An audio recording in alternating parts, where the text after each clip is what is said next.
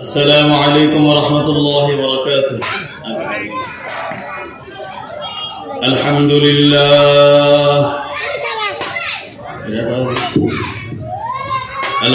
لله نحمده ونستعينه ونستغفره ونؤمن به ونتوكل عليه ونعوذ بالله من شرور أنفسنا ومن سيئات أعمالنا من يهد الله فلا مضل له ومن يضلله فلا هادي له ونشهد أن لا إله إلا الله وحده لا شريك له ونشهد أن سيدنا وحبيبنا ومولانا محمدا عبده ورسوله الذي أرسله الله تبارك وتعالى بالحق بشيرا ونذيرا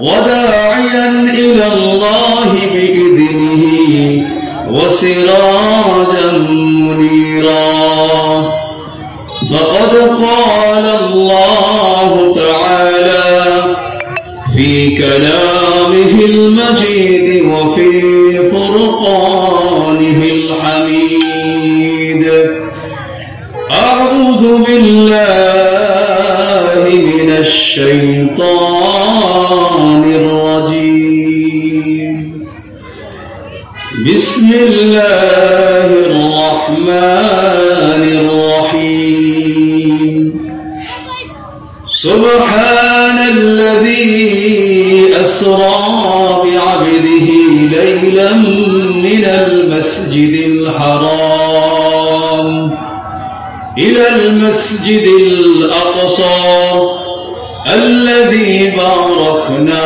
حوله لنريه من آياتنا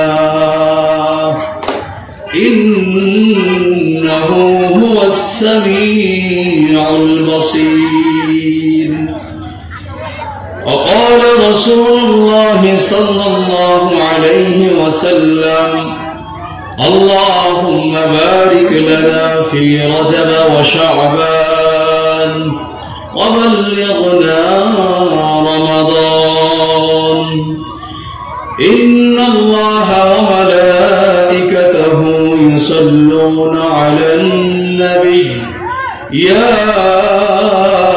أيها الذين آمنوا صلوا عليه وسلموا تسليما اللهم صل على محمد وعلى آل محمد كما صليت على إبراهيم وعلى آل إبراهيم إنك حميد مجيد اللهم بارك على محمد وعلى آل محمد كما باركت على إبراهيم وعلى آل إبراهيم إنك حميد مجيد. قالوا سبحانك لا علم لنا إلا ما علمتنا إنك أنت العليم الحكيم. صدق الله العلي العظيم. الحمد لله কুতুবুল আলম সৈয়দ ফজলুল করিম রাহমাতুল্লাহি আলাইহি প্রতিষ্ঠিত জামিয়া ফাতিমাতুজ জোহরা রাদিয়াল্লাহু তাআলা আনহা মহিলা মাদ্রাসা ও তিনখানার উন্নতি কল্পে 15তম বার্ষিক ওয়াজ মাহফিল উক্ত ওয়াজ মাহফিলের সম্মানিত সভাপতি प्रधान अतिथि सह আজকে যারা ওয়াজ করবেন সম্মানিত উলামায়ে কেরাম, অত্র এলাকার মুরব্বিয়ানি আইজম, যুবক ভাইরা, পর্দার অন্তরালে আমার মা বোনেরা, আলহামদুলিল্লাহ আল্লাহ পাক রব্বুল আলামিন আপনাকে আমাকে জান্নাতের বাগিচায় ওয়াজ ও মাহফিলের প্যান্ডেলে কোরআন ও হাদিস থেকে আলোচনা শোনার জন্য আসার বসার তৌফিক দান করেছেন। এই জন্য আমরা রব্বে কারিমের দরবারে অন্তরের অন্তঃস্থল থেকে শুকরিয়া আদায় করি আলহামদুলিল্লাহ। আল্লাহ পাক রব্বুল আলামিন এই ফিতনা মাসাদের জামানায়, যে জামানাতে মানুষ কে কার থেকে বেশি গুনাহ করবে সেই প্রতিযোগিতায় লিপ্ত আছে, কথা বলা ঠিক না ঠিক? যে জামানাতে মানুষ নেকের কাজ করলে বড় আশ্চর্য হয়, গুনার কাজ করলে গৌরবান্বিত হয়। যেমন ধরেন একটা বাচ্চা যদি নামাজ পড়ে গার্ডিয়ান আশ্চর্য হয়, আর যদি একটা বাচ্চা নাচের অনুষ্ঠানে গিয়ে ফার্স্ট হয় গার্ডিয়ান বড় খুশি হয়, কথা বলা ঠিক না ঠিক? অর্থাৎ গুনাহের কারণে মানুষ উৎসাহিত হচ্ছে এবং গর্ববোধ করছে, আর নেকের কাজের বেলায় মানুষ খুবই আশ্চর্য হচ্ছে। এমন একটি জামানায় আল্লাহ তাআলা আপনাকে আমাকে সমস্ত ফিতনা ফাসাদ থেকে পরিত্রাণ দিয়ে গুনাহ থেকে মুক্ত করে একমাত্র আল্লাহ সুবহানাহু ওয়া তাআলা কালামুল্লাহ শরীফ কোরআন কারীম থেকে ওয়ারিসুল আম্বিয়া হযরত উলামায়ে কেরামদের পবিত্র জবান থেকে মূল্যবান আলোচনাগুলো শোনার জন্য নিজেদের হেদায়েতের উদ্দেশ্যে আল্লাহ তাআলা আমাদেরকে এই মাহফিলে নিয়ে এসেছেন। এই জন্য জোরে সরে বলেন আলহামদুলিল্লাহ। সম্মানিত হাজিরিন, আমার সময় খুবই অল্প, সেই জন্য আমি আলোচনা লম্বা করবো না, দীর্ঘায়িত করবো না, কিন্তু আপনাদের সামনে আমি যে আয়াতে কারিমা তেলাওয়াত করেছি এই আয়াতে কারিমার সংক্ষিপ্ত তাফসীর করব ইনশাআল্লাহ। সম্মানিত হাজিরিন, আল্লাহ সুবহানাহু ওয়া তাআলা আমাদেরকে আশরাফুল মাখলুকাত বানিয়েছেন। গোটা সৃষ্টি জগতের মধ্যে সর্বশ্রেষ্ঠ মাখলুকাত আল্লাহ তাআলা আমাদেরকে বানিয়েছেন, মানুষ বানিয়েছেন। আল্লাহ তাআলা বলেন ওয়ালাকাদ কাররামনা বানি আদম, যত মাখলুকাত আমি আল্লাহ তাআলা সৃষ্টি করেছি তার মধ্য থেকে মানুষদেরকে আমি সর্বশ্রেষ্ঠ বানিয়েছি, বলেন সুবহানাল্লাহ। সমস্ত মাখলুকাতের মধ্যে আল্লাহ সুবহানাহু ওয়া তাআলা আপনাকে আমাকে মানুষদেরকে সর্বশ্রেষ্ঠ মাখলুকাত বানিয়েছেন।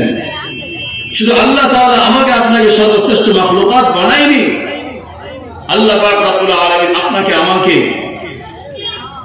যত বর্ণ গোত্র ধর্ম আছে পৃথিবীর মধ্যে সব থেকে আল্লাহ পাক রব্বুল আলামিনের কাছে গ্রহণযোগ্য আল্লাহ তাআলার মনোনীত ধর্ম ইসলাম ধর্মে দীক্ষিত করেছেন, আমাদেরকে মুসলমান বানিয়েছেন, বলেন আলহামদুলিল্লাহ। আল্লাহ তাআলা বলেন ইন্নাদ দীনা ইনদাল্লাহিল ইসলাম। আরেক আয়াতে আল্লাহ তাআলা বলেন ওয়ামান ইয়াবতাগি গায়রাল ইসলামি ফালান ইউকবালা মিনহু, একমাত্র আল্লাহ পাক রব্বুল আলামিনের পক্ষ থেকে মনোনীত ধর্মের নামটি হলো ইসলাম, বলেন সুবহানাল্লাহ।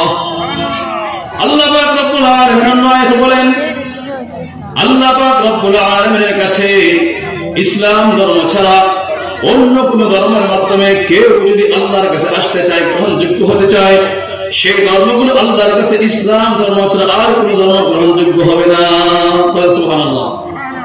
তো আল্লাহ তাআলা সর্বশ্রেষ্ঠ ধর্ম ইসলামে আপনাকে আমাকে বিনা দরখাস্তে দীক্ষিত করেছেন, বলেন না সুবহানাল্লাহ। শুধু তাই নয়, আল্লাহ তাআলা আপনাকে আমাকে কেমন মহা নিয়ামত দান করেছেন। সর্বশ্রেষ্ঠ নবী, যাকে সৃষ্টি না করলে দুনিয়ার পূর্ণতা পেত না, সেই মুহাম্মদ আরবি সাল্লাল্লাহু আলাইহি ওয়াসাল্লামের সর্বশেষ নবীর সর্বশ্রেষ্ঠ উম্মত বানিয়ে দিয়েছেন, বলেন সুবহানাল্লাহ। আদম আলাইহিস সালাতু ওয়াস সালাম থেকে হযরত ঈসা আলাইহিস সালাতু ওয়াস সালাম পর্যন্ত যত পয়গম্বরদেরকে আল্লাহ তাআলা দুনিয়াতে পাঠিয়েছেন তার মধ্যে মধ্যে সর্বশ্রেষ্ঠ যে নবী, আপনার আমার নবী রাহমাতুল লিল আলামিন হযরত মুহাম্মদুর রাসূলুল্লাহ, সবাই বলেন সাল্লাল্লাহু আলাইহি ওয়াসাল্লাম। বিনা দরখাস্তে আপনাদেরকে আমাদেরকে সেই নবীকে আল্লাহ দান করেছেন। সেই নবী শুধু দান করেন নাই, সেই নবীর সর্বশ্রেষ্ঠ উম্মত আল্লাহ তাআলা আমাদেরকে বানিয়ে দিয়েছেন, বলেন সুবহানাল্লাহ।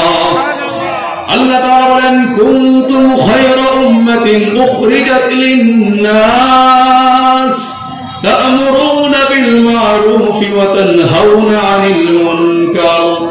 হে দুনিয়ার মুহাম্মদের উম্মতেরা, তোমরা শোনো, আমি আল্লাহ তাআলা যত নবীর উম্মত বানিয়েছি, সমস্ত নবীদের উম্মতের মধ্যে তোমাদেরকে আমি আল্লাহ তাআলা শ্রেষ্ঠত্ব দান করেছি, বলেন সুবহানাল্লাহ। শ্রেষ্ঠ নবী পাইলাম, শ্রেষ্ঠ উম্মত হইলাম। এরপরে মুসলমান আমরা আল্লাহ তাআলার নিয়ামতের শুকরিয়া আদায় করি না। শুকরিয়া আদায় করার দরকার আছে নাই? সেই জন্য বেশি বেশি শুকরিয়া আদায় করতে হবে। যাই হোক, এই রাহমাতুল লিল আলামিন আপনার আমার নবী মুহাম্মদ আরবি সাল্লাল্লাহু আলাইহি ওয়াসাল্লামকে আল্লাহ তাআলা সর্বশ্রেষ্ঠ নবী বানিয়েছেন, আমাদেরকে তার উম্মত বানিয়েছেন। এই নবীর মাধ্যমে আল্লাহ তাআলা মানব জাতির হেদায়েতের জন্য এমন একটি ঘটনা সংঘটিত করেছেন, যে ঘটনাটি আপনার দুনিয়ার মানুষের চর্মচক্ষু সেই ঘটনা অবলোকন করতে পারেনি, যে ঘটনাটা মানুষের মস্তিষ্ক এবং চিন্তা চেতনা কোন কিছু সেটা উপলব্ধি করতে পারেনি। আল্লাহ পাক রব্বুল আলামিন আপনারা নবী রাহমাতুল লিল আলামিনকে আল্লাহ পাক রব্বুল আলামিন আল্লাহর পরে সর্বশ্রেষ্ঠ স্বীকৃতি দেওয়ার জন্য, প্রতিষ্ঠিত করার জন্য আল্লাহ পাক রব্বুল আলামিন মেরাজের ঘটনা সংঘটিত করেছেন, বলেন সুবহানাল্লাহ। মেরাজের ঘটনা সংঘটিত আল্লাহ তাআলা করেছেন। মেরাজ কি? মেরাজ হলো যে আল্লাহ পাক রব্বুল আলামিন তার রাসূল সাল্লাল্লাহু আলাইহি ওয়াসাল্লামকে মসজিদুল হারাম থেকে মসজিদুল আকসা থেকে উর্ধ্ব জগতে আল্লাহ পাক রব্বুল আলামিনের সান্নিধ্যে আরশ আযীমে আল্লাহ তাআলার সাথে সাক্ষাতের মাধ্যমে নবীকে ধন্য করেছেন এবং নবীকে আল্লাহ পাক রব্বুল আলামিন আল্লাহর পরে সর্বশ্রেষ্ঠ মর্যাদা উন্নীত করেছেন, বলেন সুবহানাল্লাহ। যারা বলে সুবহানাল্লাহ, সর্বশ্রেষ্ঠ মর্যাদা উন্নীত করেছেন। এটা সত্য না মিথ্যা? সত্য। যে ঘটনা জ্ঞান বিজ্ঞান, চিন্তা চেতনা, গবেষণা, চর্মচক্ষু কোনো কিছু উপলব্ধি করতে পারে না এবং সেই ব্যাপারে ভাবনা করতে পারে না, আল্লাহ পাক রব্বুল আলামিন এরকম এক ঘটনা সংঘটিত করেছেন তার হাবিব সাল্লাল্লাহু আলাইহি ওয়াসাল্লামের মাধ্যমে, বলেন সুবহানাল্লাহ। সেটা হলো মিরাজের ঘটনা। সেই ঘটনা আল্লাহ পাক রব্বুল আলামিন তার হাবিবকে দুনিয়া থেকে প্রথম, দ্বিতীয়, তৃতীয়, চতুর্থ, পঞ্চম, ষষ্ঠ, সপ্তম আসমান ব্যয় করে আল্লাহ পাক রব্বুল আলামিনের সিদরাতুল মুনতাহার পরে আল্লাহ পাক রব্বুল আলামিনের দরবারে গিয়ে রাসূলের সাথে আল্লাহ তাআলার সাক্ষাতে মিলিত হয়েছেন, বলেন সুবহানাল্লাহ। এই ঘটনা সত্য। এটা দুইটা চ্যাপ্টার রয়েছে। এই মিরাজের ঘটনার দুইটা পার্ট রয়েছে। একটা পার্টকে বলা হয় ইসরা, আর একটা পার্টকে বলা হয় মিরাজ। ইসরার যে ঘটনা সেটা কোরআনের মাধ্যমে সুস্পষ্ট প্রমাণিত, আর মিরাজের যে ঘটনা সেটা সূরাতুন নাজমের মধ্যে কিছু অংশ রয়েছে এবং বুখারী শরীফের মধ্যে, মুসলিম শরীফের মধ্যে সহিহ হাদিসগুলো বর্ণিত হয়েছে, বলেন সুবহানাল্লাহ। সেই জন্য আমি আপনাদের সামনে সূরা বনী ইসরাঈলের কয়েকটা আয়াত তেলাওয়াত করেছি। এই আয়াতের ভিত্তিতে আল্লাহ পাক রব্বুল আলামিন কিয়ামত পর্যন্ত মহাসত্য মিরাজের যে ঘটনা সংঘটিত করেছেন সেই ঘটনার বয়ান আল্লাহ তাআলা করেছেন। আমি আপনাদেরকে সেই তাফসীরটি শোনাবো, আলহামদুলিল্লাহ।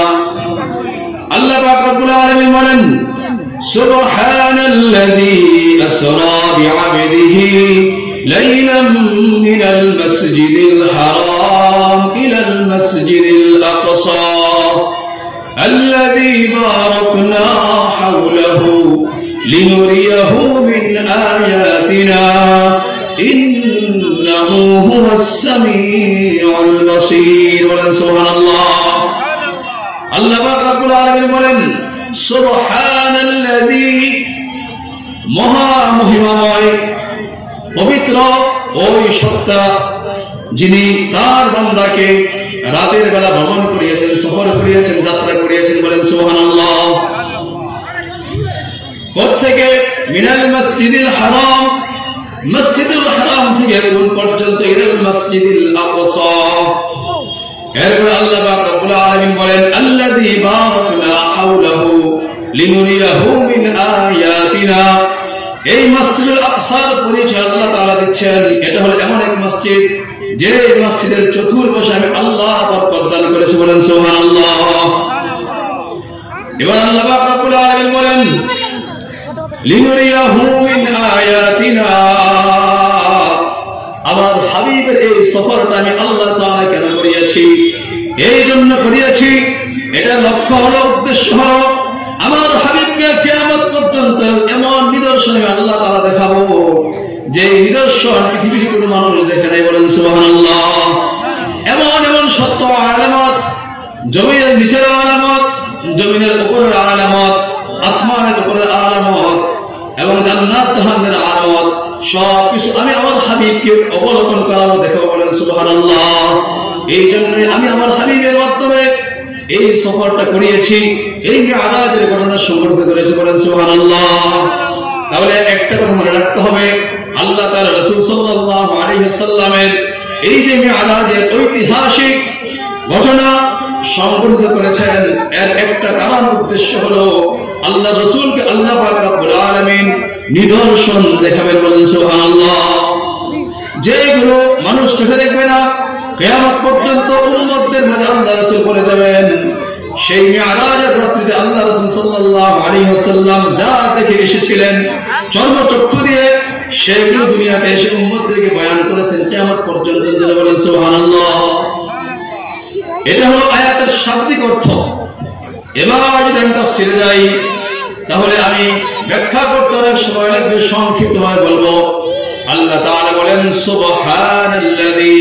প্রথমে খেয়াল করেন, আমরা যখন আল্লাহ তাআলার বড়াই করে আলোচনা করি, তখন কোন একটা আশ্চর্য বিষয় আসলে আমরা কি বলি? সুবহানাল্লাহ। কথা ঠিক নেবে ঠিক? যখন একটা আশ্চর্য বিষয় আসে তখন আমরা কি বলি? সুবহানাল্লাহ। অর্থাৎ আল্লাহর মহিমা, আল্লাহর পবিত্রতা, আল্লাহর তাসবিহ, এটা আমরা বলি। কেন? একটা আশ্চর্যজনক ঘটনা শোনার পর সুবহানাল্লাহ বলি। ঠিক আল্লাহ তাআলা এই সূরা বনী ইসরাঈলের শুরুতেই মিরাজের ঘটনা বলবেন, লাইলাতুল ইসরার ঘটনা আল্লাহ তাআলা বলবেন। এটা বলা শুরু করেছেন আল্লাহ তাআলা সুবহান শব্দ দিয়ে, বলেন সুবহানাল্লাহ। এর মাধ্যমে আল্লাহ তাআলা বলেছেন আমি আল্লাহ তাআলা এমন একটি ঘটনা বয়ান করব যে ঘটনা হলো বড় আশ্চর্যজনক ঘটনা, বলেন সুবহানাল্লাহ। যে ঘটনা হলো ঐতিহাসিক ঘটনা। এই জন্য আল্লাহ তাআলা প্রথমে বলেছেন সুবহানাল্লাযী আসরা, অর্থাৎ মহা মহিমাময় পবিত্র সত্তা আল্লাহ তাআলা যিনি সফর করিয়েছেন, যাত্রা করিয়েছেন, আসরা বিআবদিহি, তার বান্দা মুহাম্মদ সাল্লাল্লাহু আলাইহি ওয়াসাল্লামকে, বলেন সুবহানাল্লাহ। অর্থাৎ আল্লাহ তাআলা আসরা হচ্ছে রাতের সফর। কিসের সফর? রাতের একটা অংশে সফর করা হয় ফি জুনুহিল লাইল, এটাকে বলা হয় আসরা। রাতের বেলা ভ্রমণ করা, রাতের বেলা সফর করা, এটা বলা হয় কি? আসরা। তাহলে এই আয়াতের বেলা বোঝা গেছে আল্লাহ তাআলা বলছেন আসরা বিআবদিহি, তার বান্দাকে তিনি রাতের বেলা সফর করিয়েছেন, ভ্রমণ করিয়েছেন, যাত্রা করিয়েছেন, বলেন সুবহানাল্লাহ। এর মাধ্যমে বোঝা গেল মিরাজের এই ঘটনা, লাইলাতুল ইসরা, এটা ছিল আপনার রাতে। কখন ছিল এটা? রাতে ছিল, দিনে নয়। তাফসীরের মধ্যে মুফাসসিরিন কিরাম লেখেন আই ফি জুনহিল লাইল, রাতের একটি অংশে, পুরো রাত্রি নয়, বলেন সুবহানাল্লাহ। পুরো রাত্রি নয়, রাতের একটি অংশে এই সফরটি আল্লাহ তাআলা তার হাবিবের মাধ্যমে সংঘটিত করেছিলেন, বলেন সুবহানাল্লাহ। এই জন্য আল্লাহ তাআলা বলেছেন আসরা বিআবদিহি, তিনি তার বান্দা মুহাম্মদ সাল্লাল্লাহু আলাইহি ওয়াসাল্লামকে রাতের একটি অংশে সফর করিয়েছেন, যাত্রা করেছেন, বলেন সুবহানাল্লাহ। এবার আল্লাহ তাআলা বলেন কোথায় সফর করেছেন? সফর শুরু হয়েছে, আল্লাহ তাআলা সফর শুরু করেছেন মিনাল মসজিদিল হারাম ইলাল মসজিদিল আকসা। বলেন সুবহানাল্লাহ। মসজিদুল হারাম থেকে এই ইসরার যাত্রা শুরু হয়েছে। মসজিদুল হারাম থেকে নিয়ে বাইতুল মাকদিস পর্যন্ত যে সফরটা, এই সফরকে বলা হয় ইসরা। এবং মসজিদুল আকসা থেকে ঊর্ধ্বগমনের আরোহণ, আল্লাহ তাআলার আরশ আযীমে গমন, এটাকে বলা হয় মিরাজ। বলেন সুবহানাল্লাহ। সেই জন্য আল্লাহ তাআলা বলতেছেন মিনাল মসজিদিল হারাম ইলাল মসজিদিল আকসা। কিন্তু এখানে মসজিদুল হারামের সফরটা কিভাবে শুরু হয়েছিল, এই সফরের বর্ণনা হাদিসের মধ্যে আছে। কোথায় আছে? জেনারেল কোথায় আছে? কোরআনের ব্যাখ্যা হলো হাদিস শরীফ। বুখারী শরীফের হাদিস আছে, মুসলিম শরীফের লম্বা হাদিস আছে, এবং অন্যান্য হাদিসের কিতাবের মধ্যে খণ্ডিত খণ্ডিত অনেক হাদিস রয়েছে। আপনাদেরকে আমি এই মুসলিম শরীফের লম্বা হাদিসটি শোনাবো যদি সময় থাকে। সেজন্য প্রথমে বলে নেই, আল্লাহ রাসূল সাল্লাল্লাহু আলাইহি ওয়াসাল্লাম যেই দিন এই ঘটনা সংঘটিত আল্লাহ তাআলা করবেন, সেই দিন হযরত উম্মে হানি রাদিয়াল্লাহু তাআলা আনহার ঘরে শয়ন অবস্থায় ছিলেন। বলেন সুবহানাল্লাহ। জিবরাইল আলাইহিস সালাম চার ফেরেশতার মধ্যে সর্বশ্রেষ্ঠ ফেরেশতা, ঠিক কি না? এবং তিনি আমানতদার ফেরেশতা, ذي قوة عند ذي العرش مكين, শক্তিধর ফেরেশতা, আল্লাহ তাআলার কাছে বড় আমানতদার ফেরেশতা। নাযালা বিহি রূহুল আমিন, সমস্ত নবীদের কাছে যিনি ওহী নিয়ে আসতেন, সেই জিবরাইল আলাইহিস সালাম নবী আলাইহিস সালামের কাছে আসতেন, বিভিন্ন ভাবে আসতেন, ওহী নিয়ে আসতেন। সমস্ত নবীদের কাছে ওহী নিয়ে আসছিলেন, বার্তাবাহক ছিলেন। কিন্তু যেই দিন এই ঘটনা সংঘটিত হবে, সেই দিন হযরত জিবরাইল আলাইহিস সালাম নবী আলাইহিস সালামের কাছে এক অলৌকিক এবং আশ্চর্যভাবে তার কাছে এসেছিল। সেটা কি? হযরত উম্মে হানি রাদিয়াল্লাহু তাআলা আনহার ঘরে আল্লাহর রাসূল শুয়েছিলেন। এমন অবস্থায় হযরত রাসূল করিম সাল্লাল্লাহু আলাইহি ওয়াসাল্লাম দেখলেন উম্মে হানি রাদিয়াল্লাহু তাআলা যে ঘরটা আছে, সেই ঘরের ছাদটা বিদীর্ণ হয়ে গেছে। বলেন সুবহানাল্লাহ। সেই ঘরের ছাদ ফাঁকা হয়ে গেছে, ছাদ ফাঁকা হয়ে গিয়েছে, বিদীর্ণ হয়ে গিয়েছে, এবং এর মাধ্যমে জিবরাইল আলাইহিস সালাম অবতরণ করেছেন। বলেন সুবহানাল্লাহ। এবার প্রশ্ন আসবে, মুহাদ্দিসিন কেরাম বলেছেন, লিখেছেন, এরকম একটি ঘটনা, আশ্চর্যজনক ঘটনা কেন ঘটানো হলো? অন্যান্য সময় তো স্বাভাবিকভাবে মানুষের শুরুতে আরো অন্য ভাবে ওহী অবতরণ করা হয়, ওহী নিয়ে আসে, জিবরাইল আলাইহিস সালাম আসেন। কিন্তু এই দিন এই সময় এই ঘটনা কেন ঘটানো হলো? ঘরের ছাদ বিদীর্ণ করা হলো, এর মাধ্যমে জিবরাইল অবতরণ করলেন। আল্লাহ রাসূল সাল্লাল্লাহু আলাইহি ওয়াসাল্লাম বুঝে গিয়েছিলেন।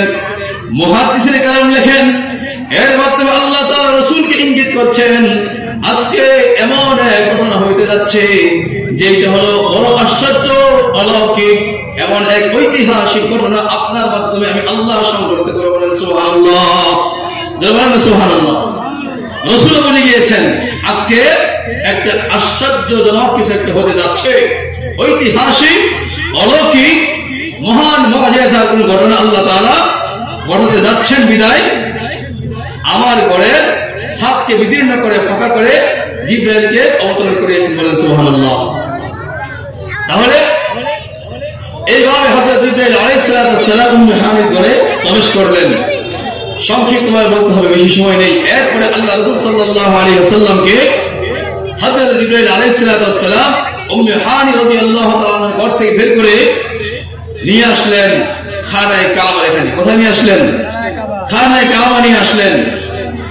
এখানে এসে রাসূল করিম সাল্লাল্লাহু তাআলা আলাইহি ওয়াসাল্লামকে আল্লাহ রাসূল সাল্লাল্লাহু আলাইহি ওয়াসাল্লাম বুখারী শরীফের মধ্যে আছে, এবং সেটা আপনাদেরকে আমি বলবো একটু পরে।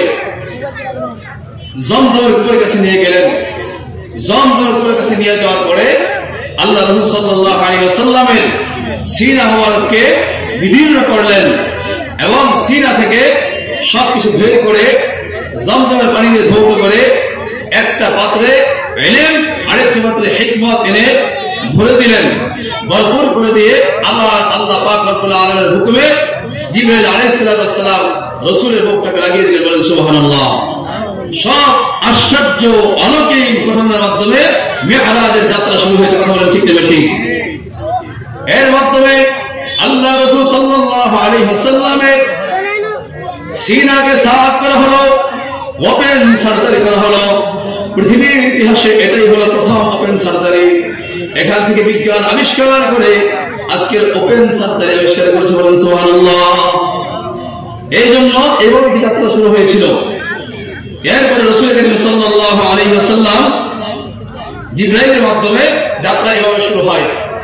যে লম্বা হাদিসটি মুসলিম শরীফে বর্ণিত হয়েছে হযরত আনাস ইবনে মালিক রাদিয়াল্লাহু তাআলা আনহু থেকে, আল্লাহ তাআলা যে বলেছেন মিনাল মাসজিদিল হারাম ইলাল মাসজিদিল আকসা, মসজিদুল হারাম থেকে মসজিদুল আকসা পর্যন্ত যাত্রা কিভাবে হয়েছিল সেই তাফসীর আপনাদেরকে শোনাচ্ছি, আলহামদুলিল্লাহ।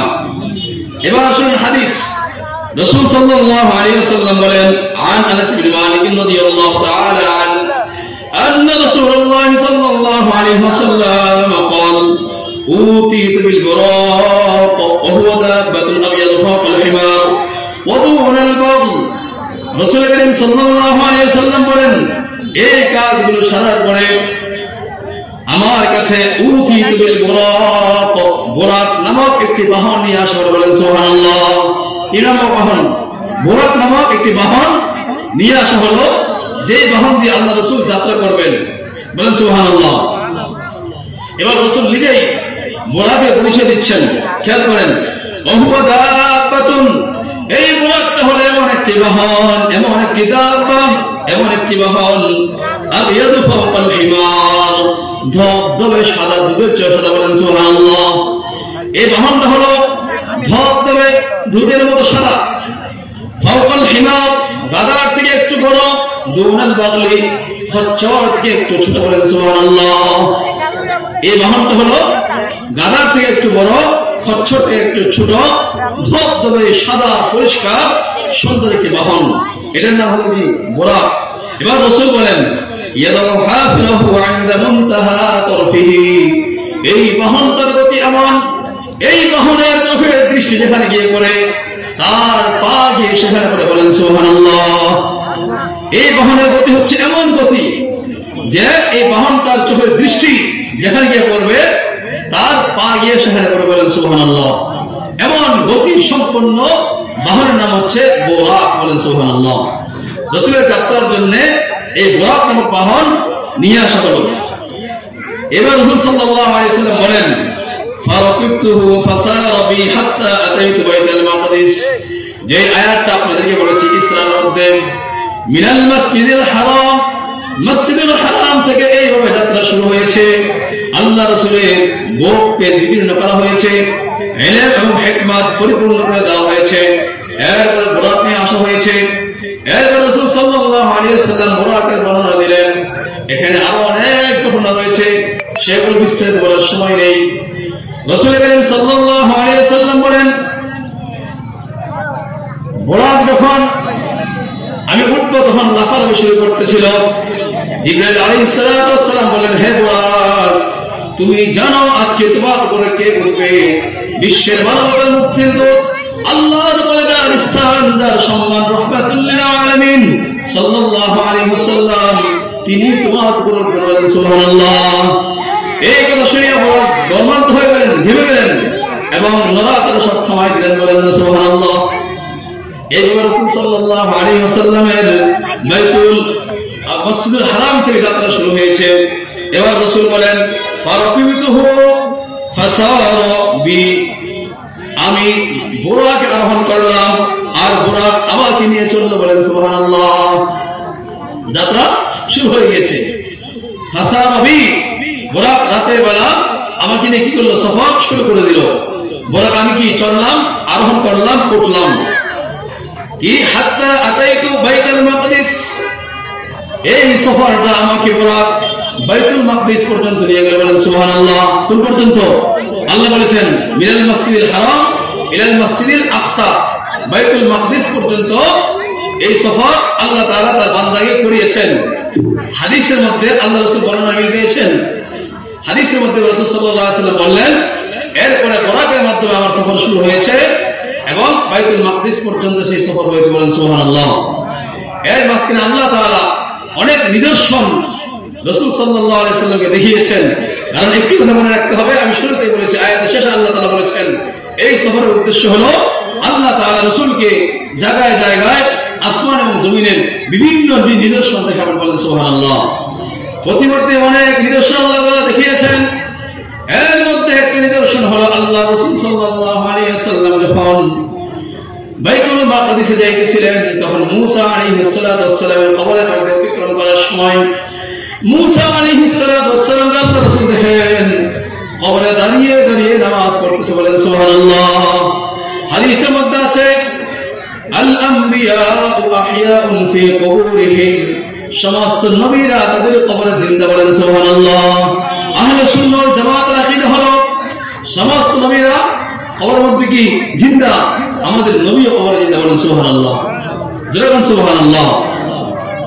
এরকম নিদর্শন আল্লাহ তাআলা দেখিয়েছেন, আর অনেক নিদর্শন আল্লাহ তাআলা দেখিয়েছেন। এরপরে সর্বশেষ রাসূল করিম সাল্লাল্লাহু আলাইহি ওয়াসাল্লাম বাইতুল মাকদিসে গেলেন। এরপরে রাসূল বলেন ফারাওয়াতু দাব্বাতা বিল হালকাতি আল্লাতী ইয়ারবুতু ফিহা আল আমবিয়া।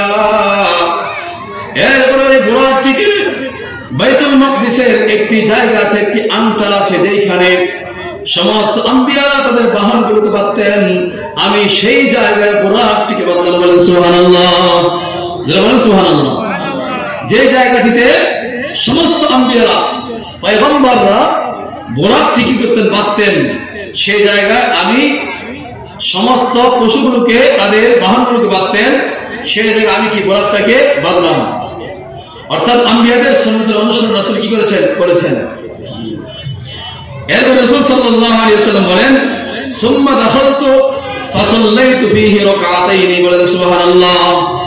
এবার রাসূল করিম সাল্লাল্লাহু আলাইহি ওয়াসাল্লামকে হযরত জিবরাইল আলাইহিস সালাতু ওয়াস সালাম মসজিদুল আকসার মধ্যে প্রবেশ করেছেন।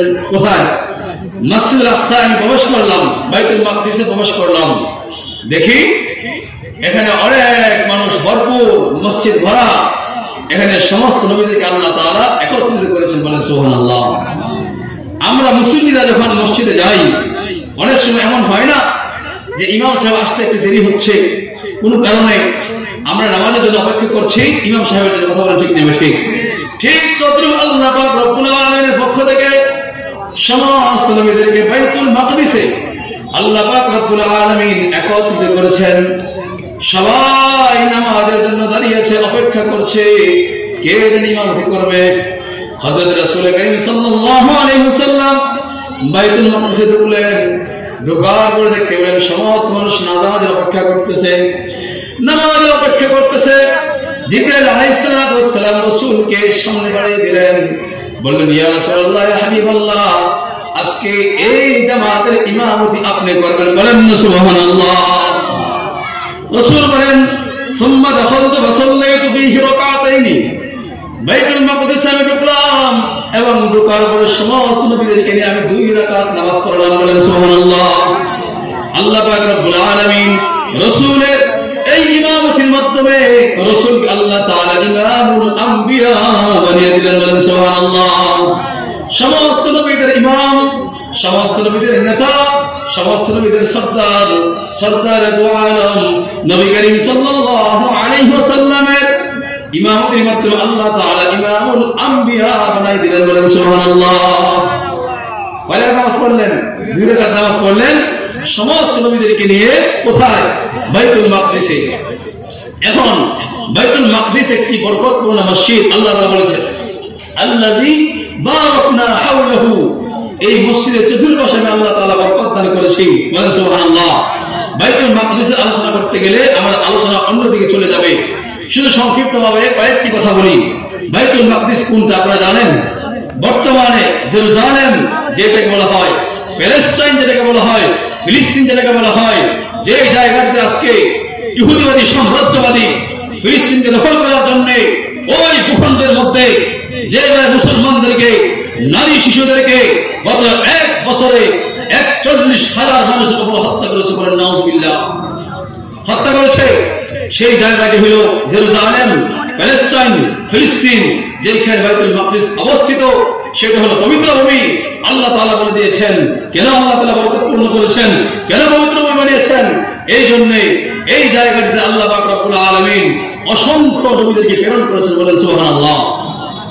এই তাফসীরের মধ্যে আছে, ইবনে কাসিরের মধ্যে মাকাদুল আম্বিয়া এই শব্দটা আছে যে এখানে সমস্ত নবীদের বাসস্থান, সমস্ত নবীদের, অনেক নবীদের কবর, অনেক নবীদের এখানে জায়গা বাড়ি বসতি ছিল। হযরত জাকারিয়া আলাইহিস সালাতু ওয়াস সালাম এই মসজিদে ইমামতি করেছিলেন, হযরত মারইয়াম আলাইহিস সালাতু ওয়াস সালাম এই মসজিদে ইবাদত করতেন, হযরত সুলাইমান আলাইহিস সালাতু ওয়াস সালাম মহা রাজত্ব সাম্রাজ্য পরিচালনা করেছিলেন এই মসজিদকে কেন্দ্র করেই। এমনকি হযরত ইব্রাহিম আলাইহিস সালাতু ওয়াস সালামের কবর এই বাইতুল মাকদিসের আশেপাশে রয়েছে, বলেন সুবহানাল্লাহ। সেই জন্য আল্লাহ তাআলা এই জায়গাটিকে বরকতপূর্ণ করেছেন। এটা পবিত্র ভূমি, বরকতপূর্ণ জায়গা। আল্লাহ রাসূল বলেছেন যে আল্লাহ তাআলা দুইটা মসজিদের নাম কোরআনে উল্লেখ করেছেন, মসজিদুল হারাম, মসজিদুল আকসা। অতএব এই মসজিদের শ্রেষ্ঠত্ব রয়েছে। আল্লাহ পাক রব্বুল আলামিন রাসূলের মাধ্যমে জানিয়ে দিয়েছেন, ইন্না আউওয়ালা বাইতিন উদিআ লিন-নাস লাল্লাযী বিবাক্কাতা মুবারাকা ওয়া হুদাল লিল আলামিন। আল্লাহ পাক রব্বুল আলামিন দুনিয়ার মধ্যে সর্বপ্রথম যে ঘরটি বানিয়েছেন, নির্মাণ করেছেন, সেই ঘরটি হলো খানায়ে কাবা, মসজিদুল হারাম, বলেন সুবহানাল্লাহ।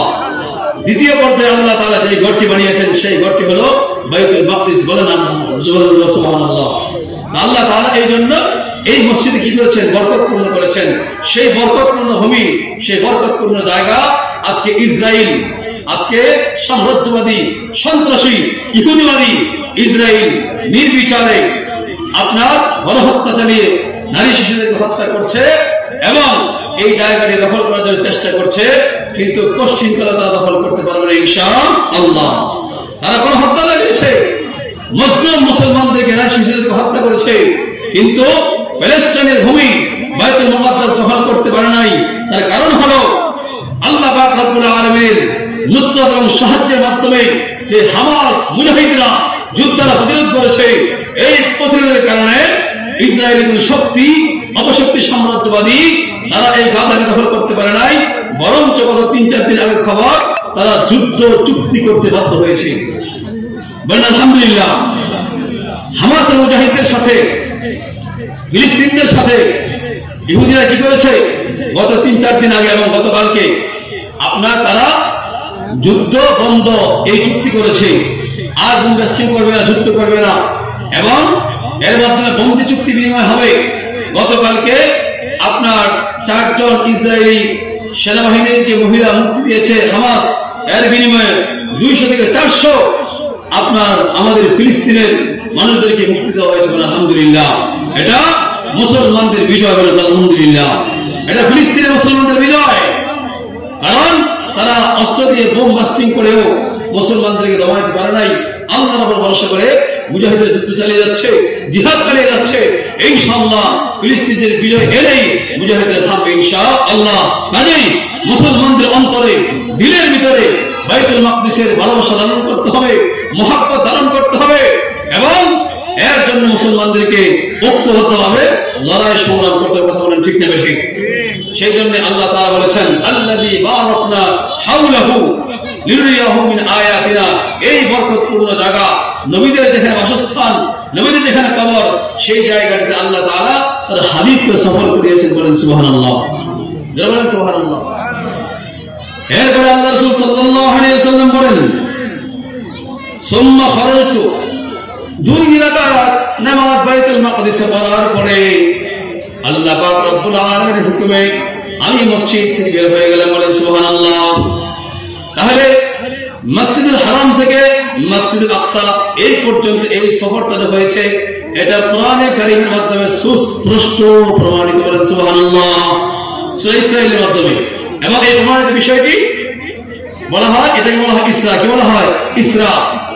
এবং এখান থেকে শুরু হবে মিরাজের যাত্রা, অর্থাৎ আল্লাহ পাক রব্বুল আলামিনের আরশ আযীমের সেই মহা ক্ষণের এই যাত্রা শুরু হবে। ঐতিহাসিক অলৌকিক এই ঘটনা ঘটবে, এটাকে বলা হয় মিরাজ। শুরু থেকে এই পর্যন্ত যা বললাম এটাকে বলা হয় কি? ইসরা। মনে থাকবে ইনশাআল্লাহ, ইসরা। এবার রাসূল সাল্লাল্লাহু আলাইহি ওয়াসাল্লাম বলেন যে এরপরে ফাতানি জিবরিলু বিইনাইম মিন খামরিন ওয়া ইনাইম মিন লাবানিন। আমি যখন আসমানের দিকে যাত্রা শুরু করব, যাত্রা শুরু করার আগে হযরত জিবরাইল আলাইহিস সালাতু ওয়াস সালাম আমার কাছে 2টা পাত্র নিয়ে আসেন। কয়টা? জোরে কয়টা? দুইটা পাত্র নিয়ে আসলেন। একটা পাত্র হলো দুধের, আরেকটা পাত্র হলো শরাবের, মদের। কি বুঝে আসছে? একটা পাত্র হলো দুধের, আরেকটা পাত্র হলো কি শরাবের, মদের। ফাখতারতুল লাবানা, রাসূল বলেন আমি দুধের পাত্র হাতে নিলাম। বলেন সুবহানাল্লাহ। রাসূল করিম সাল্লাল্লাহু আলাইহি ওয়াসাল্লাম যখন দুধের পাত্র হাতে নিলেন, এবার জিবরাইল বললেন আসাবতুল ফিতরাতা, আপনি সঠিক ফিতরাতের উপর রয়েছেন, অর্থাৎ আপনি সঠিকটা চয়েস করে এটা পান করেছেন। বলেন সুবহানাল্লাহ। আজকে আপনি যদি মদের পেয়ালা পান করতেন, আপনার সমস্ত উম্মতগুলো গুমরাহ হয়ে যেত।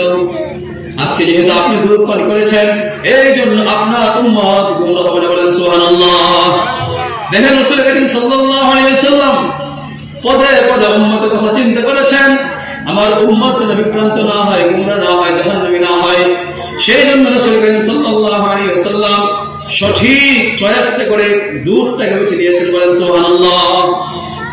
এরপরে রাসূল বলেন বললাম সুম্মা উরিজা বি ইলা সামাঈদ দুনিয়া, এরপরে জিবরাইল আলাইহিস সালাতু ওয়াস সালাম আমাকে নিয়ে আসমানের দিকে যাত্রা শুরু করলেন। বলেন সুবহানাল্লাহ। মাঝখানে ঘটনা বলা যাবে না, সময় কম।